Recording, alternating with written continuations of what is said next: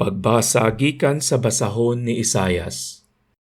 Ang Ginoo miingon, dili ba ang puasa nga akong gikinahanglan mauman nga hatagan ninyo pagkaon ang mga gigutom, ug papuy-on ninyo sa inyong balay ang mga kabos nga walay puloy-anan, ug nga bistihan ninyo ang hubo, inay pasagdan ninyo ang inyong kaigsuonan.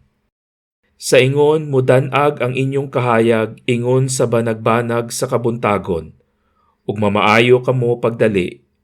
Maggiya kaninyo ang inyong katarong, ug sa inyong luyo panalipdan kamo sa akong himaya.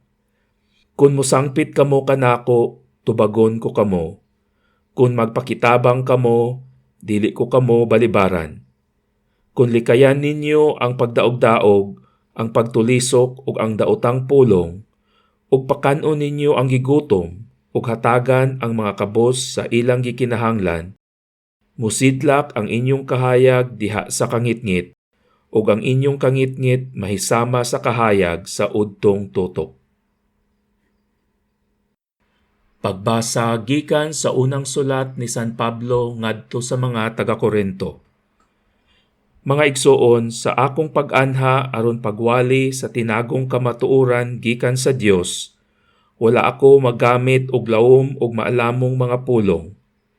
Nakahukom ako nga kalimtan ang tanang butang gawas kang Hesukristo ug ang iyang kamatayon sa krus. Busa sa pag-anha ko kaninyo, huyang ako og nagkurog sa kahadlok.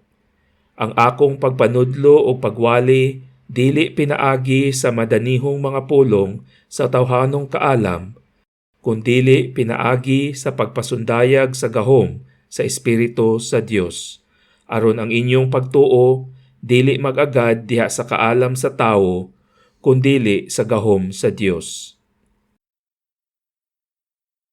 Pagbasa gikan sa Ebanghelyo sumala ni San Mateo. Miingon si Jesus sa iyang mga tinun-an, kamo ang asin sa katawhan. Kung ang asin kawad-an sa iyang kaparat, unsaon pa man pagpabalik sa kaparat ni ini. Kini wala na'y kapuslanan ug angay na lamang ilabay unya tunob-tunoban sa mga tao. Kamo ang kahayag sa kalibutan. Ang syudad nga nahimutang sa bungtod dili gayod matago. Walay magdagkot og suga aron lamang isulod sa gantangan, kundili ibutang gayud kini sa tungtunganan aron maghatag og kahayag sa tanan nga anaa sa balay. Busa sa samang paagi ipadan-ag ang inyong kahayag at tubangan sa mga tawo aron makita nila ang inyong mga maayong buhat ug daygon nila ang inyong amahan nga atua sa langit.